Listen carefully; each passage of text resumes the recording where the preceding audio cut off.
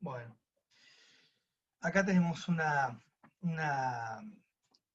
un texto de Ernest Haeckel. Ernest Haeckel fue un biólogo, medio filósofo alemán, de segunda mitad del siglo XIX, principios del XX, creo que muere en el 19, 1919 creo. Y fue una, digamos, pieza fundamental en la divulgación del evolucionismo. Fue un biólogo evolucionista, hiperdarwinista, y que escribió muchos libros así, digamos, accesibles al público en general, en donde un poco, eh, digamos, mostró el evolucionismo al mundo, y fundamentalmente se caracteriza por haber hecho los primeros árboles genealógicos de, la descendencia del hombre y algunos árboles genealógicos de seres vivientes, siguiendo las tesis de Darwin. Y bueno, hizo bastantes aportaciones a la biología, ¿no? Pero este texto es un texto muy especial porque habla fundamentalmente de las teorías científicas. Y está bueno poder escucharlo porque, bueno, es un científico corroborando digamos, lo que venimos diciendo.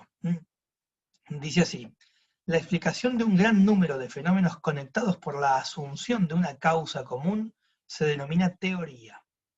Tanto en la teoría como en las hipótesis, la fe, entre comillas, en sentido científico, es indispensable, ya que aquí también es la imaginación quien rellena los baches dejados por la inteligencia en nuestro conocimiento de la conexión entre las cosas. Una teoría, por tanto, siempre debe ser considerada como una aproximación a la verdad. Debe saberse que podrá ser reemplazada en cualquier momento por otra teoría mejor fundada. Sin embargo, a pesar de esta incertidumbre admitida, la teoría es indispensable para toda ciencia verdadera, pues esclarece los hechos postulando una causa para ellos. El hombre que renuncia totalmente a la teoría y busca construir una ciencia pura solo con hechos ciertos, como suele suceder con algunos obstinados representantes de nuestras ciencias exactas, debe perder la esperanza de cualquier conocimiento de causas y, consecuentemente, de la satisfacción de la demanda de la razón por la causalidad. Fíjense las partes que podemos destacar en el texto, ¿no? Primero empecemos, dice, la explicación de un gran número de fenómenos, acá da una definición de teoría, ¿no? Explicación de un gran número de fenómenos conectados por la asunción de una causa común. O sea que la teoría lo que hace es postular una causa común. Esa causa puede ser representada como si fuera un modelo. Me refiero a modelo en el sentido científico, como les dije en la diapositiva pasada, ¿no? Bueno, dice, tanto en la teoría dice, hace falta una fe. Habla de una fe. Este hombre era ateo, así que no, claramente, y ateo bastante combativo, digamos. No está hablando claramente de una fe religiosa, ¿no? Por eso dice, aclara, en sentido científico, una fe. Eh, Dice, tanto en la teoría como en las hipótesis, la fe es indispensable, ya que aquí también es la imaginación la que rellena los baches dejados por la inteligencia en nuestro conocimiento de la conexión de las cosas. Entonces, está diciendo justamente que es la imaginación la que rellena los baches dejados por la inteligencia. Esto es un poco lo que yo les decía hace un rato. La teoría surge no tanto como una inferencia inductiva a partir de los datos empíricos, sino fundamentalmente de una suerte de creación de la imaginación del científico, que supone, ¿no?, una causa común, un modelo que describe cuál es la causa posible de un conjunto, de un gran número de fenómenos conectados, ¿no? De un gran número de fenómenos, un gran número de leyes. Y entonces es la imaginación la que rellena esos baches. Es decir, la inteligencia puede hacer inducciones, puede hacer leyes, pero ¿cómo puede explicar la totalidad de esas leyes, incluso todos esos fenómenos? Bueno, ahí la imaginación es la que hace esa especie de salto, ¿no? Fíjense cómo aclara acá. Una teoría, por tanto, siempre debe ser considerada como una aproximación a la verdad. O sea que las teorías son aproximaciones a la verdad, no la verdad. Son algo que se acerca a la verdad, o parece ser verdadero. Pero no tenemos la prueba fehaciente de la verdad absoluta de la teoría, ¿no? La teoría es una descripción que, dado que explica gran número de fenómenos y gran número de leyes, uno puede decir, bueno, evidentemente tan lejos no estamos, ¿no? Tan lejos de la verdad no estamos. Piensen, por ejemplo, en la tarea de un detective, ¿no? En general muchas veces se los ha comparado con los detectives que intentan explicar una serie de pistas o de fenómenos que se observan, ¿no? Y de claves que se observan, tratando de decir, bueno, ¿qué es lo que pudo haber pasado, ¿no? Bueno, esa es la tarea del científico. Debe saberse que podrá ser reemplazada en cualquier momento por otra teoría mejor fundada. O sea que este hombre ya tiene la clara conciencia de que aun cuando yo elaboro una teoría, esa teoría siempre es provisoria, ¿no? Es provisional. Es decir, debe siempre a priori estar abierta a que surja una teoría mejor fundada que de alguna manera le quite el trono. Por eso ninguna teoría debe arrogarse una verdad absoluta. Es curioso que diga esto este hombre que estaba convencido de que la teoría de la evolución era la verdad absoluta, ¿no es cierto? Porque dado que si la teoría tiene que estar abierta a la posibilidad de ser reemplazada, entonces, digamos, no veo por qué no puede ocurrirle eso a una teoría como la de la evolución o cualquier otra, ¿no? Sin embargo, a pesar de esta incertidumbre admitida, la teoría es indispensable para toda ciencia verdadera, pues esclarece los hechos postulando una causa para ellos. Bien, y después es una crítica a aquellos que pretenden elaborar una ciencia sin apelar a ninguna teoría. Dice, en el fondo, la inteligencia busca realizar teorías, porque intenta encontrar la causa. Es decir, es propio de la razón la búsqueda de las causas, y por lo tanto la formulación de teorías también es propia de la razón, porque uno, dadas dados los fenómenos, dadas las leyes que explican los fenómenos, lo lógico es que uno trate de pensar alguna explicación macro, ¿no? Que envuelve y que dé razón de ser de todos los fenómenos observados y de las leyes que de ellos se derivan. Entonces, fíjese cómo acá lo aclara, ¿no? Bien. Entonces con esto terminamos, leímos este texto. Pasamos a la siguiente diapositiva. Bueno, la tercera característica, que consiste en, bueno, en el libro ustedes la van a leer como lo que dice acá, ¿no? Las ciencias tienden a expresarse en lenguaje matemático. Yo lo llamo acá el tema de la matematización del saber. A partir del siglo, especialmente del siglo XVII, pero esto ya se venía gestando, siglo XV, siglo XVI, los filósofos, porque todavía ciencia y filosofía no estaban tan rígidamente, digamos, distinguidas, y hoy hasta hoy podría dudarse de esa afirmación, pero en principio, en ese momento, los filósofos que hablaban sobre la naturaleza empezaron a buscar la manera de aplicar digamos, todo el lenguaje matemático, es decir, las estructuras matemáticas, para entender la naturaleza. De esa manera, los científicos podían acercarse un poco más o obtener un poco más digamos, una precisión mayor, ¿no? y un orden mayor en términos metodológicos. Es decir, lograr una precisión más aguda, ¿no? y un mejor orden para estructurar los conocimientos sistemáticos que la ciencia implica, ¿cierto? Y para eso, entonces el científico tenía que traducir los aspectos cualitativos de la experiencia, ¿no?, en los términos cuantitativos que la ciencia matemática ya, digamos, había desarrollado y todavía le quedaba mucho por desarrollar. Pero la idea es transferir la cualidad a la cantidad, ¿no? De manera de poder cuantificar la realidad y poder trabajar con relaciones matemáticas, ¿no? Para eso aparece este concepto, el concepto de magnitud, ¿no? Una magnitud es una definición de una cualidad en patrones matemáticos, ¿no? O sea que cuando decimos que algo es una magnitud, esto lo que estoy haciendo es justamente refiriéndome a algo que es una cualidad, pero en términos matemáticos. Pensemos en las cualidades, ¿no? La temperatura, por ejemplo, el volumen, el peso, la dirección, la velocidad, la dirección de un móvil, digo, hay en otras ciencias, por ejemplo, en la psicología, el coeficiente intelectual, ¿no? Es una cualidad. En fin, en cualquiera de las ciencias experimentales podemos encontrar cualidades que quieren o que buscan, ¿no?, ser expresadas en términos matemáticos, y para eso se habla de magnitudes. ¿Está bien? Ahora, ¿cuál es el recurso para poder traducir, para poder obtener estas magnitudes o los valores de las distintas magnitudes cuando uno observa la naturaleza? Y para eso el hombre empezó a medir.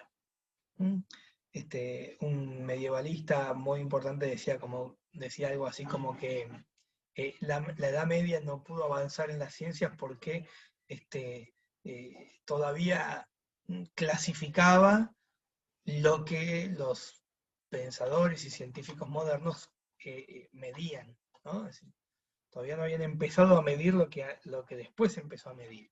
O sea, todavía se quedaban en la cualidad y no avanzaban con la cantidad.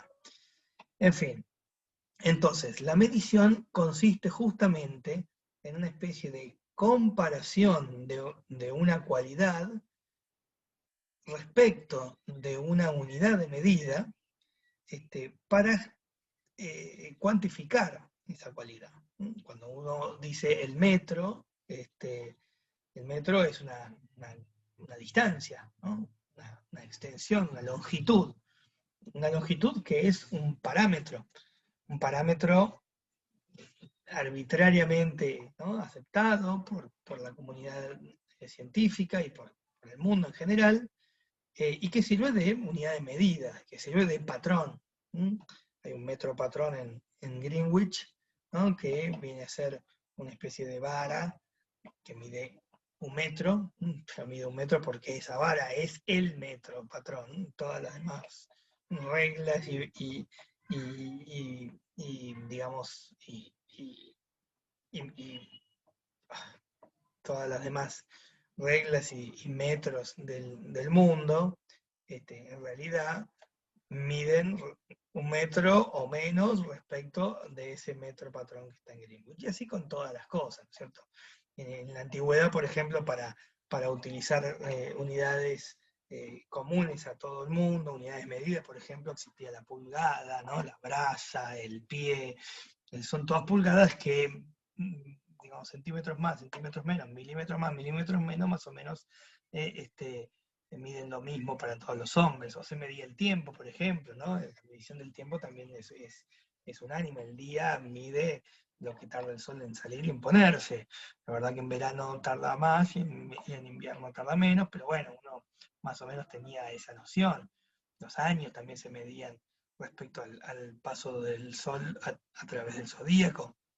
Y así con otras cosas. Y después aparecieron, no sé, mediciones de tiempo más pequeñas, como puede ser el reloj de arena, y así con otras. Siempre hay un parámetro que sirve, ¿no?, de medida y que sirve de unidad de medida. Entonces la idea era comparar la unidad de medida con aquello que yo quiero medir para obtener el valor de la magnitud en cuestión.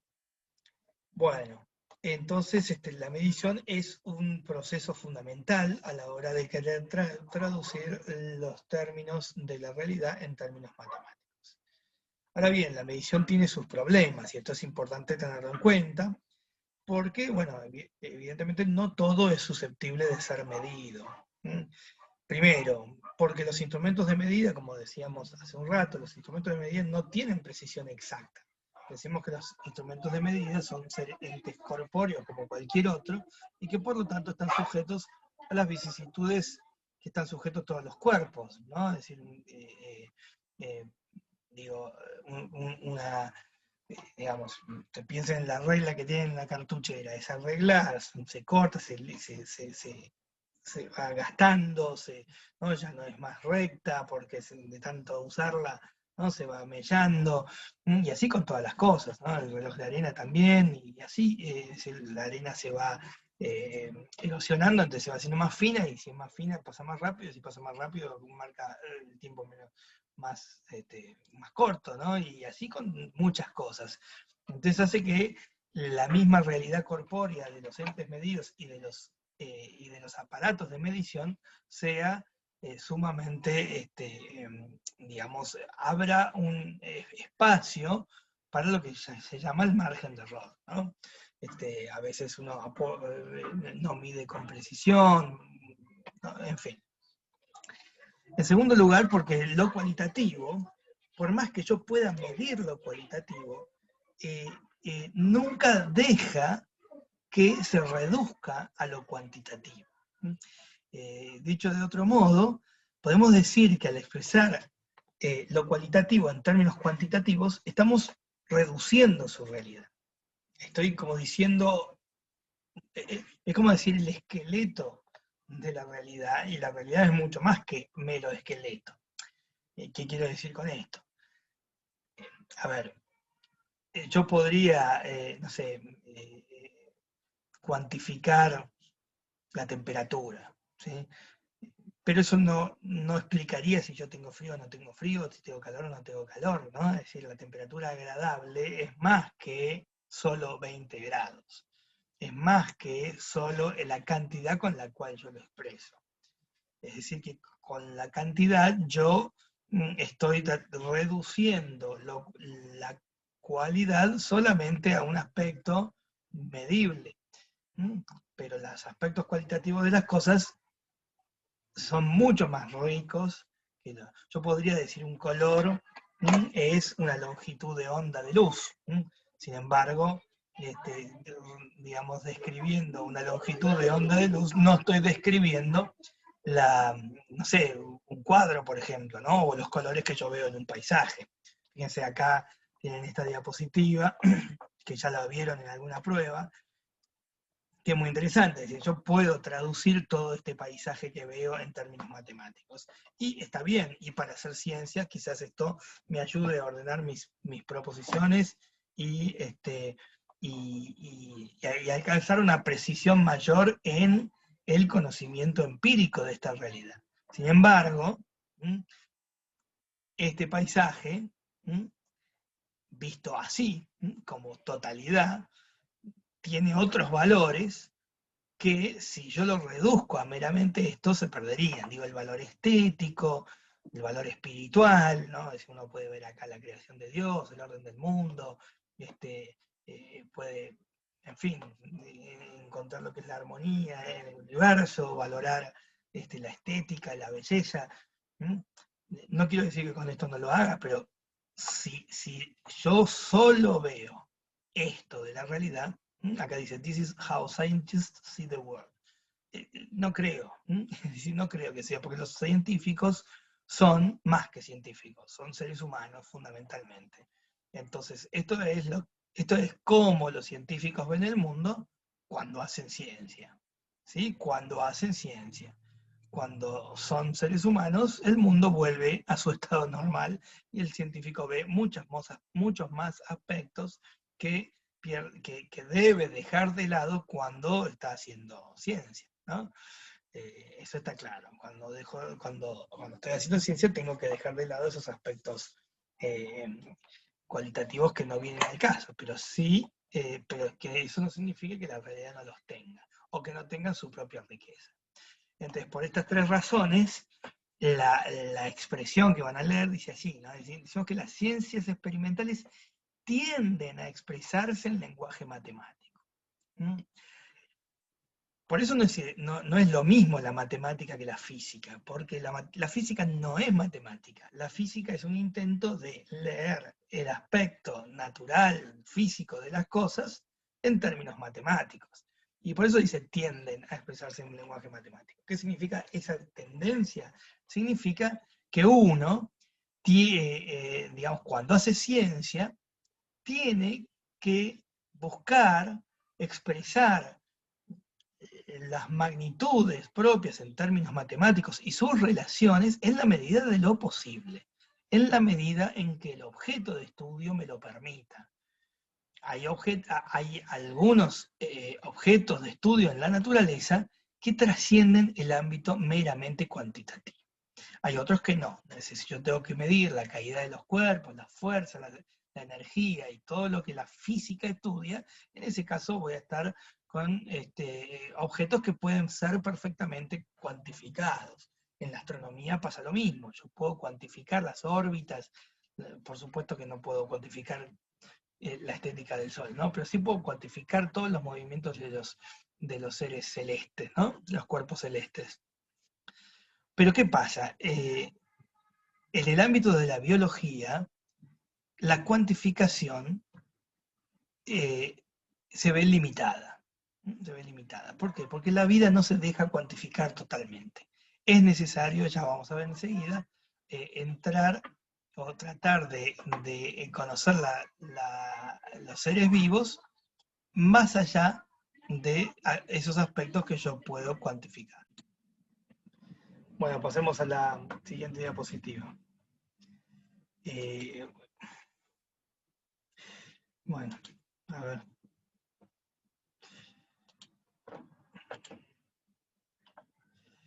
Esta distinción, o sea, esta característica de la matematización del saber, del hecho de que las ciencias se tiendan a expresarse en términos matemáticos, marca justamente la división entre los dos grandes grupos de ciencias empíricas o empiriológicas.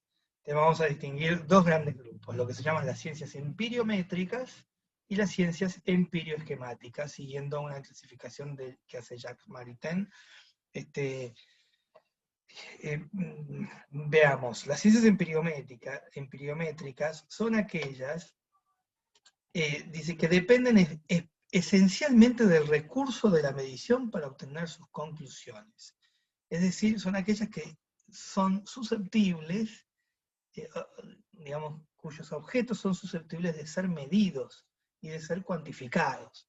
Y por lo tanto, todo lo que ellas consideran puede ser traducido en términos matemáticos. Se les llaman las ciencias físico-matemáticas, o durante mucho tiempo se les llamaban las ciencias exactas, ¿no? Y también se les llaman las ciencias, bueno, hoy en día se llaman las ciencias duras, bueno, porque hay algunas objeciones a este planteo, pero por ahora considerémoslo como bueno. Entonces, por lo tanto, se rigen por la conceptualización matemática.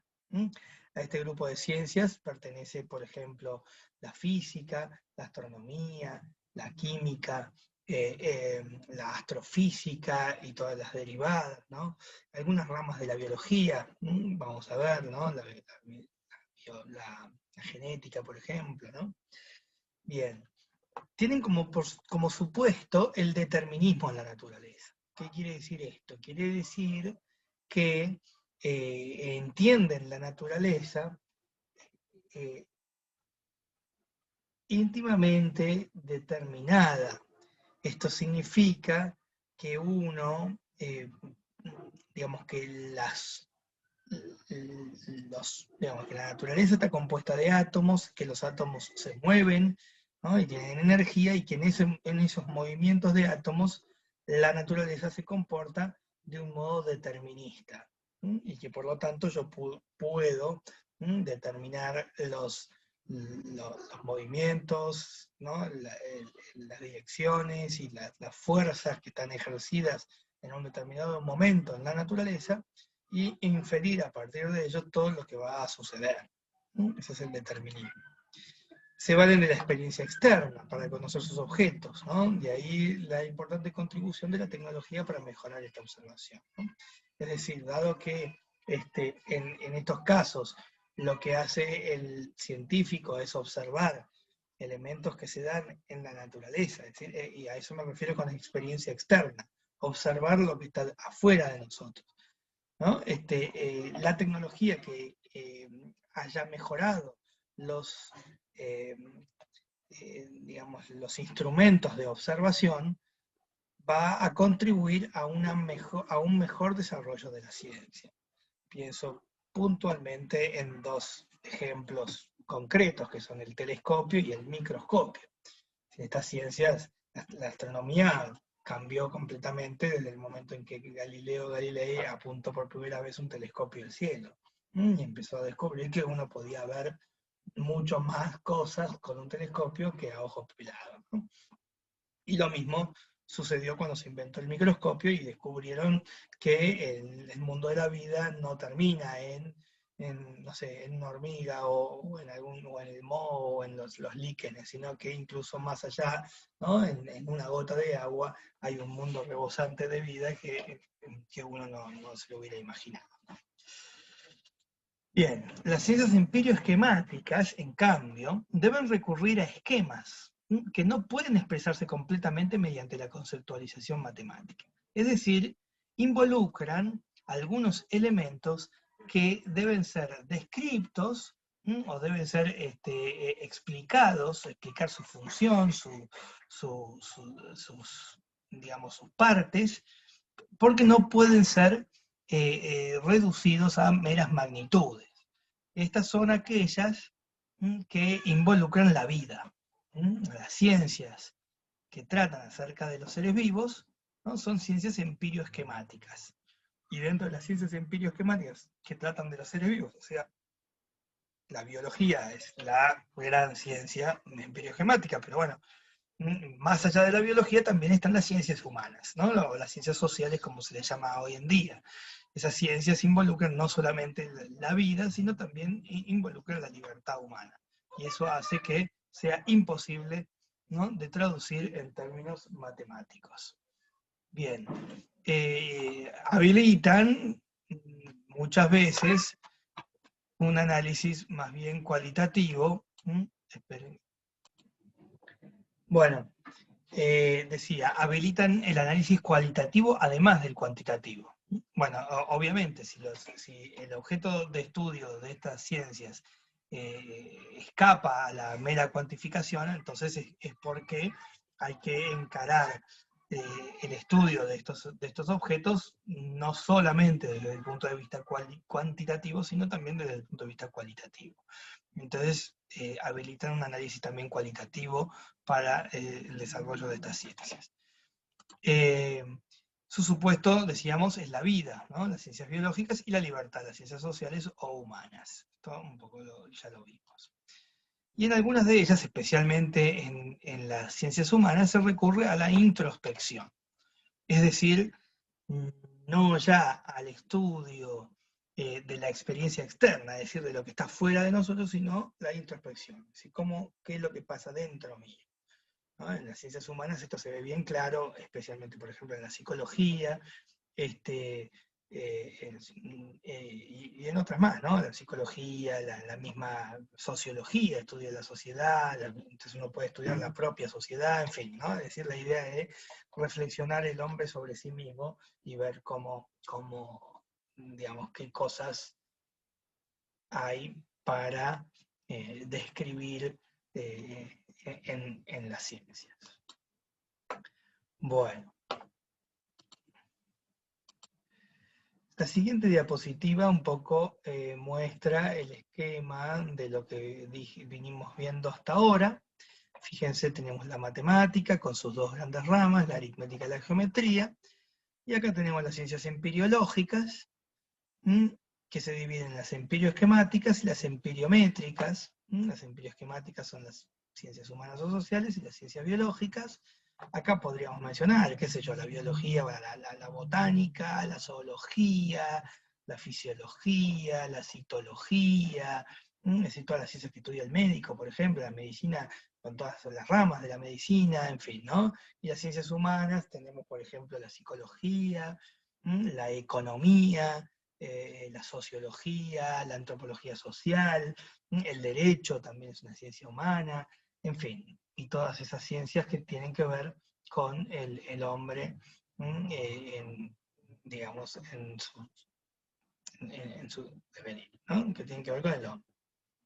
Las ciencias empiriométricas habría que mencionar fundamentalmente la física, la química, la astronomía, pero podría mencionarse cualquiera de las ramas que se derivan de ella, ¿no? La astrofísica, por ejemplo, en fin, la física de partículas, qué sé yo, la química del carbono, la química orgánica, esa ya estaría un poquito tocando la parte de la biología.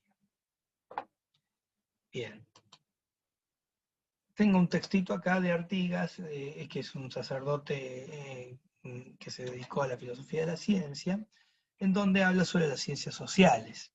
Y dice, se puede advertir que las ciencias naturales poseen una peculiar fiabilidad porque estudian pautas naturales repetibles que pueden ser sometidas a control experimental. Las ciencias humanas, en la medida en que estudian dimensiones que se relacionan con lo material, pueden utilizar métodos semejantes. Sin embargo, en la medida en que estudian las dimensiones específicamente humanas, que incluyen la libertad y lo que la libertad implica, no pueden alcanzar el mismo tipo de leyes que rigen la naturaleza material, precisamente porque el objeto que estudia tiene una categoría ontológica que supera la naturaleza puramente material, ¿no?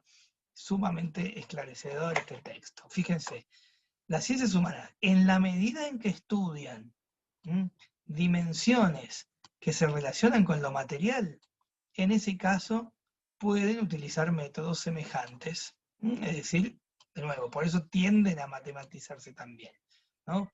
Hay una posibilidad de que uno matematice, hace un rato les ponía el ejemplo en psicología de las mediciones que se hacen del coeficiente intelectual, por ejemplo, ¿no? Es decir, hay una serie de test que en psicología se hacen que vienen a ser unas formas para lograr medir, por ejemplo, esto, ¿no? Es decir, la capacidad que tiene la inteligencia para resolver problemas matemáticos, problemas, digamos, problemas existenciales o problemas de distinta mecánicos o de distinta índole, ¿no? Y se puede medir eso. Se puede medir en realidad en base a una serie de criterios uniformes que hoy se aceptan como básicos, y bueno, en base a eso se saca un puntaje, y ese puntaje, digamos, da como resultado una suerte de medición. Piensen, por ejemplo, también en las pruebas a aprender que se hicieron hace unos años acá en Argentina para medir un poco cómo anda la educación. De nuevo, estamos midiendo una cualidad, estamos midiendo la educación, ¿no? ¿Cómo? Bueno, evaluando los alumnos de los distintos colegios del país, ver qué resultados obtienen, que la evaluación sea lo más clara y distinta posible, ¿no? Por eso se usaba multiple choice, ¿no? Entonces uno hacía multiple choice que se corrige solo, digamos, entonces en base a eso se obtiene un número muy concreto, ¿no? Y después se sacan los resultados y se los, digamos, clasifica, y se los pueden, y bueno, uno saca conclusiones a partir de eso. ¿Estamos? Ahora, en la medida en que estudian las dimensiones específicamente humanas que incluyen la libertad y lo que la libertad implica, entonces no pueden alcanzar el mismo tipo de leyes. Ya ahí no se puede cuantificar, y por lo tanto, estas ciencias tienen un aspecto que escapa a la cuantificación matemática. Entonces, no pueden alcanzar el mismo tipo de leyes que rigen la naturaleza material, precisamente porque el objeto que estudian tiene una categoría ontológica que supera la naturaleza puramente material, que es el espíritu. De nuevo, yo puedo tener, bueno, cómo nos fue, cómo pudo haber leído el Colegio de la Providencia en las pruebas a aprender, o cómo le está yendo a la Argentina en la educación en general. Lo que no puedo saber es, digamos, si Juan estudió o no estudió, o por ejemplo, toda la cualificación moral de un alumno, o mismo de todo el sistema educativo.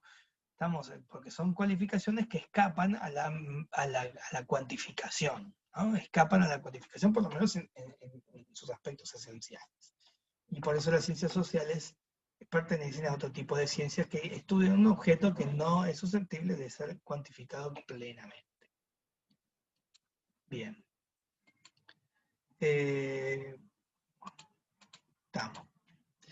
Nos queda un poquito el último punto de esta parte. Este punto no está en el cuadernillo, es un agregado mío, que es producto de una serie de reflexiones que yo hice, o que yo hago más bien, basándome en la dificultad que encontré de ubicar la historia como ciencia en este contexto, o en este plan, digamos, epistemológico que yo le fui desarrollando. Porque la historia tiene ciertas particularidades que no se aplican digamos, de las características que vimos de las ciencias particulares y de las ciencias empíricas.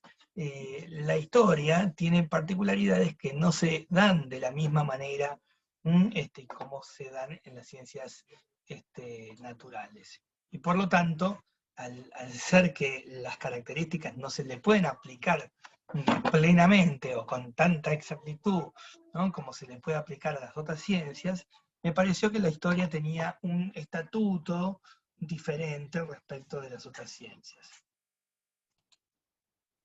Pensemos en las características que dimos de las ciencias particulares, ¿no? Entonces empecemos, acá yo en estas flechas cada una pongo un poco la observación. Fíjense, empecemos por acá. Si el objeto de la historia es universal, ¿se acuerdan que las ciencias siempre estudian lo que es universal? Bueno, resulta que la historia no estudia lo universal. ¿Por qué? Porque la historia estudia hechos que son siempre particulares, ¿no?, y concretos, y absolutamente individuales. No es que el concepto Revolución Francesa es un concepto universal. No puede ser universal porque solamente hubo una sola Revolución Francesa, ¿no? No sé, el concepto, no sé, Don José de San Martín, es un concepto concreto y singular. Todo lo que va pasando en la historia es una realidad absolutamente individual. Y por lo tanto, el objeto de estudio de la historia no es una realidad universal. Entonces, con eso tenemos una primera gran diferencia, ¿no? Es decir, el objeto de estudio de la historia es singular. Dice, si el objeto de la historia es necesario, ¿se acuerdan de nuevo? Que la ciencia estudia lo que es necesario. Bueno, acá hay que hacer la siguiente reflexión. En principio, o digamos esencialmente no es necesario. Porque los fenómenos sucedidos en la historia, que estudia esta ciencia que se llama historia, son fenómenos que están, digamos, tienen en su raíz a la libertad humana. Si los hombres hacen las cosas porque, bueno, ellos creen que es lo mejor, ¿no?, y cada persona toma decisiones, hay millones de variables o elementos que digamos que hay que tener en cuenta y que hace que la persona tome una decisión por un lado o por otro, pero al fin y al cabo la decisión parte de su centro interior, ¿no?, de su decisión personal. Y la libertad hace que lo que pasa en la historia no sea necesario, por lo menos no esencialmente necesario. O no necesario como suceden las cosas en las demás ciencias. Es necesario que el día tal haya un eclipse, eso sí. O sea, uno hace las cuentas y si hace las cuentas bien, el eclipse va a pasar ese día. Pero no necesariamente puede pasar que, no sé, que gane Cristina las próximas elecciones o no, ¿sí? No lo sabemos eso. Si bien uno después, cuanto más se acerque la cosa, podría perfectamente ir pipeando y sospechando que la cosa va para un lado, pero eso no garantiza, ¿no?, ni siquiera a último momento que pase lo que pase. Entonces, el objeto de la historia no es necesario en sí mismo, ¿no? Ahora, participa de cierta necesidad. ¿Por qué? Porque la historia el pasado. Y el pasado, digamos, el pasado son aquellos eventos que ya pasaron. Y lo que pasó, pasó, como dice la canción, ¿no? El pasado pisado, como dice también la frase famosa. ¿Qué significa eso? Que la necesidad de los hechos de la historia es la necesidad que tiene el pasado, de que ya no puede volver a ser, digamos, transitado. Entonces, no es una necesidad que tenga el hecho histórico en sí mismo, porque en el hecho histórico está la libertad humana. Pero una vez que uno tomó la decisión y surgieron tales o cuales consecuencias a partir de la decisión tomada, ¿no? Una vez que el hecho pasó, ese hecho quedó de alguna manera, ¿no?, convertido en piedra, es decir, fijo, es así. Distinto es cómo nosotros llegamos a ese hecho, cómo lo conocemos, pero lo cierto es que lo que pasó, pasó como tal como pasó, ¿no? ¿Podría haber pasado distinto? Totalmente, podría haber pasado distinto, pero ya pasó y fue así. Y entonces es una necesidad accidental, es accidental al hecho que sea necesario, decir que necesariamente haya sido de una manera, porque no, digamos, cuando el hecho estaba sucediendo podría haber sido de mil otras maneras, pero una vez que pasó, ya se definió, se determinó. Bien, siguiente. Estudia la totalidad. ¿Se acuerdan que la filosofía estudia la totalidad, las ciencias particulares no estudian la totalidad? ¿De dónde la ponemos a la historia? Porque, por eso lo pongo en forma de pregunta. En cierto sentido, no estudia la totalidad porque estudia, bueno, los eventos y los hechos del pasado humano, ¿no?, que fueron configurando el presente. Y no todo. Sin embargo, la historia busca un saber que es abarcativo o totalizador. La historia no es solamente una descripción de los hechos del pasado. Y eso es muy importante para entender lo que es la historia. La historia es fundamentalmente el intento de entender qué es lo que pasó. No solo saber qué pasó, sino por qué pasó lo que pasó, ¿no? Y en ese sentido la historia tiene una mirada más bien totalizadora de la realidad, ¿no? Tratar de entender los hechos del pasado para, bueno, para comprender bien qué es lo que pasa hoy. Entonces, en ese sentido, la historia tiene una similitud con la filosofía, en cuanto que sí, busca una causa, ¿no?, profunda de la realidad, y al mismo tiempo estudia, es decir, cualquier cosa puede ser sujeto, ¿no?, de un estudio científico, de un estudio histórico. ¿Sí? Es decir, no hay nada que pueda, digamos, yo puedo estudiar la historia de, no sé, bueno, acá tengo un celular. La historia del celular, perfectamente, ¿no? Eso se puede hacer. La historia de la computadora, estamos acá en la computadora. La historia de la Argentina, la historia de una persona. Una vez mi viejo se había comprado unos libros que se llamaban La historia de la vida privada, ¿no? Estudiar la vida privada, estudiar la historia de las ciencias, la historia de cualquier cosa, la historia de la religión, es decir, la historia es capaz de estudiar cualquier cosa. Y en ese sentido, les decía recién, el conocimiento histórico es un conocimiento que se asemeja al filosófico más que al científico, ¿no?, más que a la ciencia particular, sino más bien a la filosofía, en cuanto que nada puede escapar de un... Es más, uno podría hacer un... Ya lo vamos a ver, ¿no? Un estudio de la historia, la historia de la historia, la historia de la historia como ciencia, ¿no? Entonces, la historia estudia la totalidad de las cosas. En eso no se parece a la ciencia particular. ¿Qué tipo de causalidad estudia la historia? La pregunta es si estudia causas primeras o causas segundas, ¿no? Bueno, claramente estudia causas segundas. En ese sentido se parece a la ciencia y no a la filosofía, porque no estudio la causa primera, es decir, cuál es la razón de ser de que las cosas actúen, en el caso son de que el hombre decida. No es que estudio la libertad humana, estudio lo que hizo la libertad humana. Estudio por dónde fue el hombre decidiendo en cada lugar del planeta, etc. Es decir, estudiamos lo que los hombres hacen, y eso siempre causa segunda. Así que el tipo de causalidad que estudia la historia es causalidad segunda. Por más que yo quiera tratar de entender, bueno, al fin y al cabo, por dónde viene la mano, ¿no? Es decir, que me haga entender el presente a partir de las cosas que pasaron en el pasado. Otra característica, ¿puede reflexionar sobre sí misma la historia? Claro que sí. Como les decía hace un rato, la historia estudia cualquier cosa. Y la historia puede ser ella misma objeto de su propio estudio. Yo puedo estudiar la historia de la historia. Es decir, la historia de la ciencia histórica, ¿sí? Cómo el hombre empezó a hacer historia. ¿Quién fue el primer historiador? ¿Sí? ¿Qué es lo que buscaba el primer historiador? ¿Cuáles fueron los primeros libros de historia que se conocen? Etcétera, etcétera, etcétera. Bien.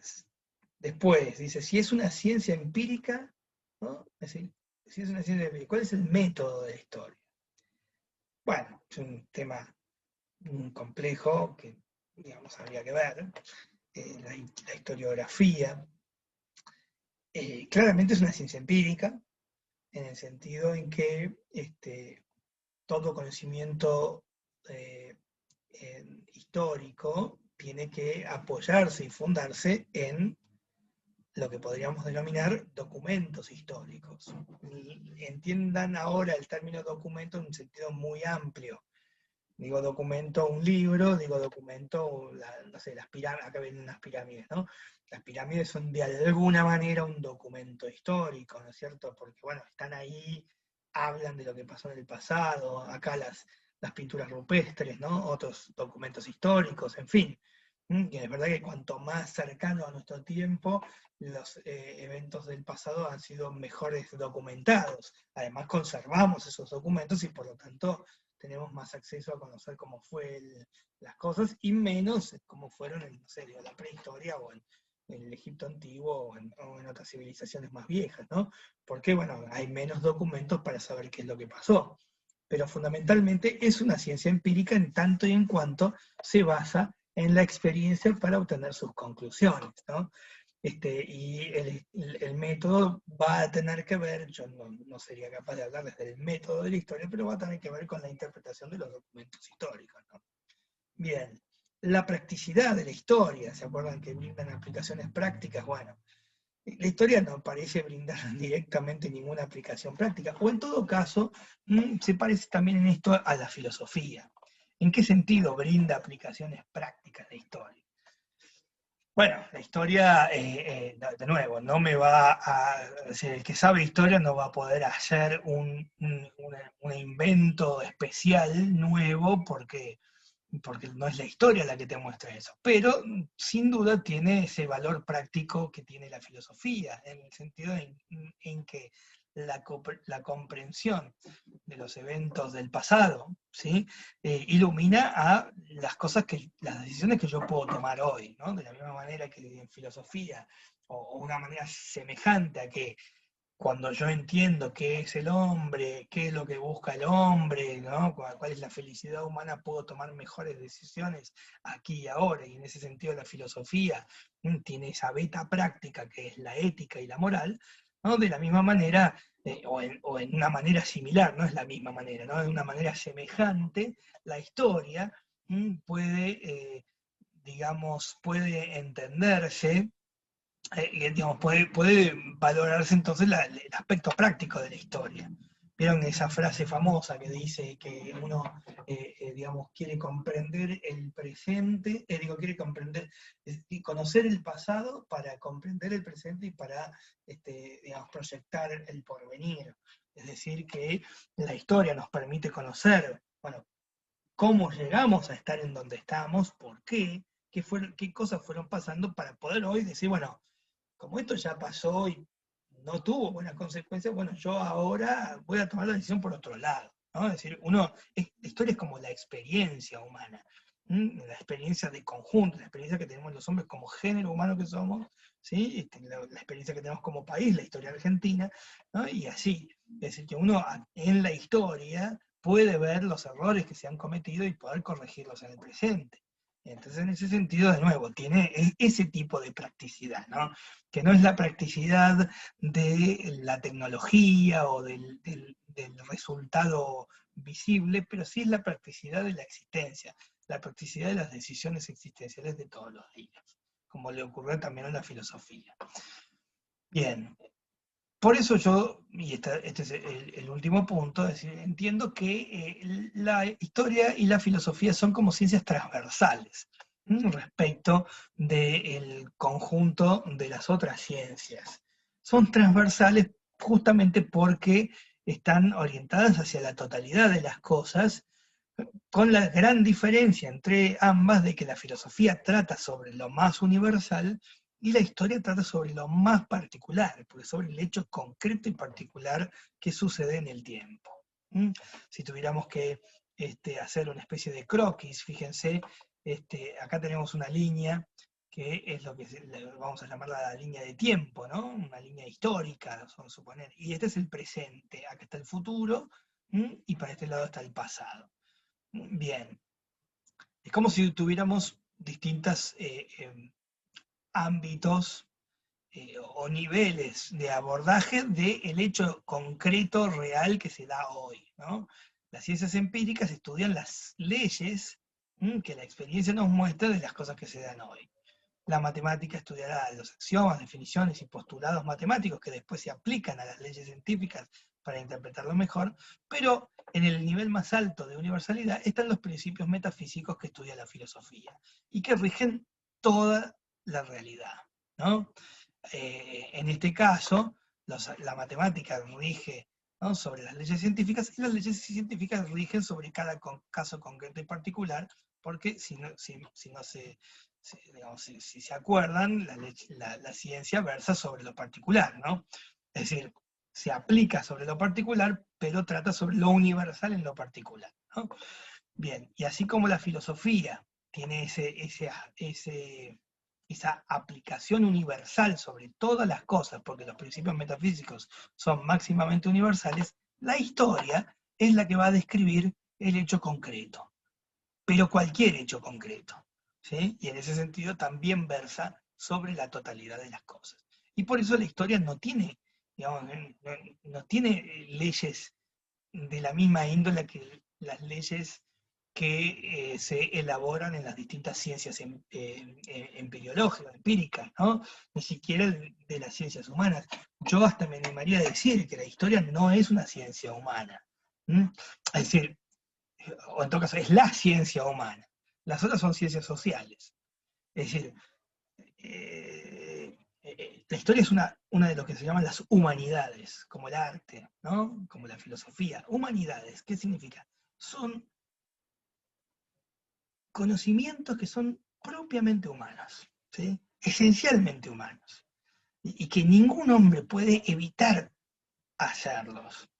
Nadie no sabe mínimamente historia, ¿no? Puede que no sepa historia concreta, ¿no?, pero su propia historia, de dónde viene, qué le pasó en su pasado, ¿no? Es decir, la historia es un conocimiento que buscamos espontáneamente, de la misma manera que la filosofía también es un conocimiento que buscamos espontáneamente.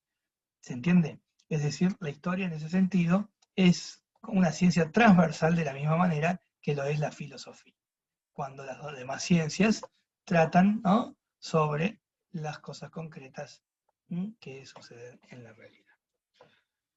Bueno, con esto termino esta unidad, la damos por terminado y ya dejamos abierta el tema para la próxima unidad que vamos a ver.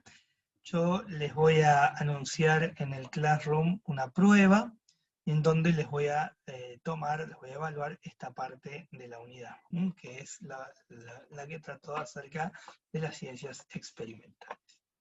Así que bueno, muchas gracias chicos, espero que la pandemia les sea leve y nos estamos viendo.